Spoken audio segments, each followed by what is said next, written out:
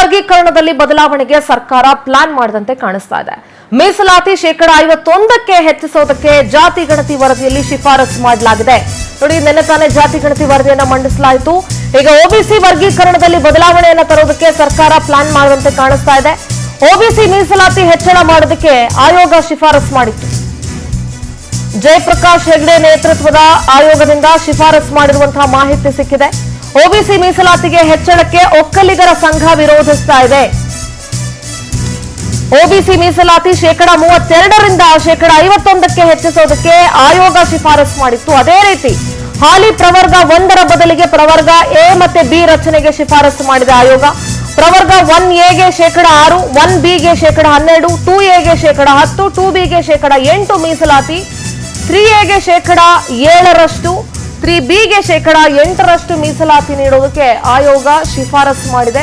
OBC ಮೀಸಲಾತಿ ಅಥವಾ OBC ವರ್ಗೀಕರಣದಲ್ಲಿ ಬದಲಾವಣೆಯನ್ನು ತರುವುದಕ್ಕೆ ಸರ್ಕಾರ ಪ್ಲಾನ್ ಮಾಡಿದಂತೆ ಕಾಣಿಸ್ತಾ ಇದೆ. ನೋಡಿ, ಪ್ರವರ್ಗ 1ಕ್ಕೆ 4%, ಪ್ರವರ್ಗ 2ಎಗೆ 15%, 2ಬಿಗೆ 4%, 3ಎಗೆ 4%, 3ಬಿಗೆ 5%, ಎಸ್ಸಿಗೆ 17.15%, ಎಸ್ಟಿಗೆ 6.95% ಮೀಸಲಾತಿ. ಸದ್ಯ ಆರ್ಥಿಕವಾಗಿ ಹಿಂದುಳಿದವರಿಗೆ ಎಕನಾಮಿಕಲಿ ವೀಕರ್ ಸೆಕ್ಷನ್ ಅಂತ ಏನ್ ಹೇಳ್ತೀವಿ, ಅವ್ರಿಗೆ 10% ಮೀಸಲಾತಿ. ಸದ್ಯಕ್ಕೆ ಒಟ್ಟು ಮೀಸಲಾತಿ ಪ್ರಮಾಣ 66%. ಪ್ರವರ್ಗ 1ರಲ್ಲಿದ್ದ ಕೆಲ ಜಾತಿಗಳನ್ನ 1ಎಗೆ ವರ್ಗೀಕರಿಸೋದಕ್ಕೆ ಈಗ ಆಯೋಗ ಶಿಫಾರಸು ಮಾಡಿದೆ.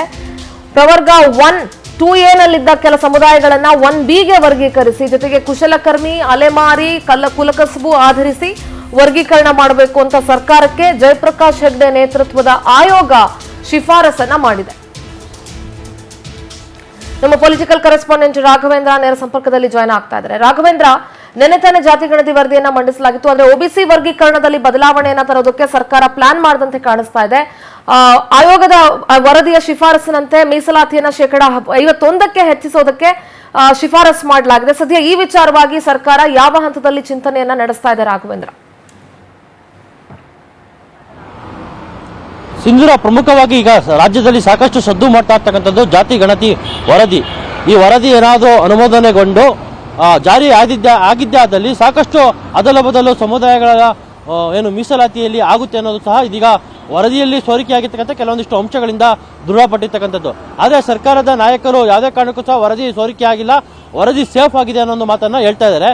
ಇಲ್ಲಿ ಪ್ರಮುಖವಾಗಿ ಕೆಲವೊಂದಿಷ್ಟು ಸಿಕ್ಕಿರ್ತಕ್ಕಂಥ ಮಾಹಿತಿಯ ಪ್ರಕಾರ ಏನೋ ಒಬಿಸಿಗೆ ಈಗೇನು 32 ಏನಿದೆ ಅದನ್ನು 51ಕ್ಕೆ ಏರಿಸುವಂತೆ ಜಯಪ್ರಕಾಶ್ ಹೆಗಡೆ ಅವರ ಒಂದು ಆಯೋಗ ಏನಿತ್ತು, ಆ ಆಯೋಗ ಒಂದು ವರದಿಯನ್ನು ಸರ್ಕಾರಕ್ಕೆ ಕೊಟ್ಟಿರ್ತಕ್ಕಂಥದ್ದು. ಯಾಕಂದರೆ ಕಾಂತರಾಜು ಅವರ ಅಧ್ಯಕ್ಷತೆಯಲ್ಲಿ ಒಂದು ವರದಿಯನ್ನು ರೆಡಿ ಮಾಡಲಾಗಿತ್ತು. ಅದೇ ರೀತಿ ಜಯಪ್ರಕಾಶ್ ಹೆಗಡೆ ಅವರ ಅಧ್ಯಕ್ಷತೆಯಲ್ಲಿ ಸಹ ಒಂದು ವರದಿಯನ್ನು ರೆಡಿ ಮಾಡಲಾಗಿದೆ.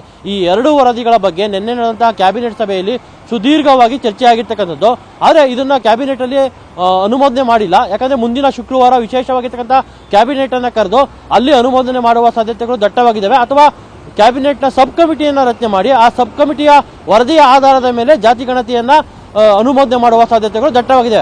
ಅದೇನೇ ಇದ್ರೂ ಸಹ ಕೆಲವೊಂದಿಷ್ಟು ಸಮುದಾಯಗಳಿಗೆ ಈ ಒಂದು ಜಯಪ್ರಕಾಶ್ ಹೆಗಡೆ ಅವರು ಕೊಟ್ಟಿರ್ತಕ್ಕಂತಹ ವರದಿ ಏನಿದೆ ಅದು ಬಂಪರ್ ಕೊಡುಗೆಗಳನ್ನು ಕೊಡುತ್ತೆ ಅಂತಲೂ ಸಹ ಹೇಳಲಾಗೈತೆ.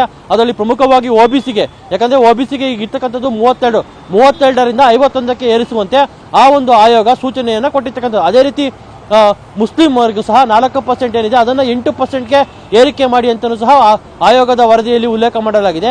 ಇನ್ನು ಒಕ್ಕಲಿಗ ಮತ್ತು ಲಿಂಗಾಯತ ಪ್ರಬಲ ಸಮುದಾಯಗಳು ರಾಜ್ಯದಲ್ಲಿ ಅವೆರಡೂ ಸಮುದಾಯಗಳಿಗೂ ಸಹ ಜಾತಿಯ ಜನಸಂಖ್ಯೆಯ ಆಧಾರದ ಮೇಲೆ ಮೀಸಲಾತಿಯನ್ನು ಕೊಡಿ ಅನ್ನೋ ಒಂದು ವರದಿಯನ್ನು ಸಹ ಕೊಟ್ಟಿದ್ದಾರೆ. ಹೀಗೆ ಅನೇಕ ಕೆಲವೊಂದಿಷ್ಟು ಸಮುದಾಯಗಳು ಸಹ ಬರ್ತವೆ. ಆ ಸಮುದಾಯದ ಜನಸಂಖ್ಯೆಯ ಮತ್ತು ಎಕನಾಮಿಕ್ ಅಂದರೆ ಅವರ ಇದು ಇನ್ಕಮ್ ಏನಿದೆ ಆ ಇನ್ಕಮ್ಗೆ ಅನುಗುಣವಾಗಿ ಸಹ ಕೆಲವೊಂದಿಷ್ಟು ಮೀಸಲಾತಿಯನ್ನು ಹೆಚ್ಚಳ ಮಾಡಿ ಅಂತಲೂ ಸಹ ವರದಿಯಲ್ಲಿ ಉಲ್ಲೇಖ ಮಾಡಿರ್ತಕ್ಕಂಥದ್ದು. ಒಟ್ಟಿನಲ್ಲಿ ಈ ವರದಿ ಏನಾದರೂ ಅನುಮೋದನೆಗೊಂಡು ಜಾರಿಗೆ ಬಂದಿದ್ದೇ ಆದಲ್ಲಿ ಸಾಕಷ್ಟು ಅದಲು ಬದಲು ರಾಜ್ಯದಲ್ಲಿ ಕೆಲವೊಂದಿಷ್ಟು ಸಮುದಾಯದಲ್ಲಿ ಸಹ ದೊಡ್ಡ ಮಟ್ಟದ ಪ್ರಮಾಣದಲ್ಲಿ ಬದಲಾವಣೆಗಳು ಆಗ್ತವೆ. ಇದು ಸಾಕಷ್ಟು ಆಕ್ರೋಶಕ್ಕೂ ಸಹ ಕಾರಣವಾಗಿದೆ. ಒಂದು ಕಡೆ ಪ್ರಬಲವಾಗಿರ್ತಕ್ಕಂಥ ಸಮುದಾಯಗಳು ಸಹ ಈ ಒಂದು ವರದಿಯನ್ನು ಯಾವುದೇ ಕಾರಣಕ್ಕೂ ಸಹ ಬಿಲ್ಕುಲ್ ಒಪ್ತಾ ಇಲ್ಲ. ಯಾಕಂದ್ರೆ 10 ವರ್ಷದ ಹಿಂದೆ ಈ ವರದಿಯನ್ನು ರೆಡಿ ಮಾಡಲಾಗಿದೆ, ಈಗಲೂ ಸಹ ಅದೇ ಪರಿಸ್ಥಿತಿ ಇಲ್ಲ ಅನ್ನೋ ಮಾತನ್ನು ಸಹ ಹೇಳ್ತಾ ಇದ್ದಾರೆ. ಜೊತೆಗೆ ಎಲ್ಲೋ ಕೂತ್ಕೊಂಡು ವರದಿಯನ್ನು ರೆಡಿ ಮಾಡಿದ್ದೇನೆ ಅಂತ ಸಹ ಹೇಳಲಾಗೈತೆ.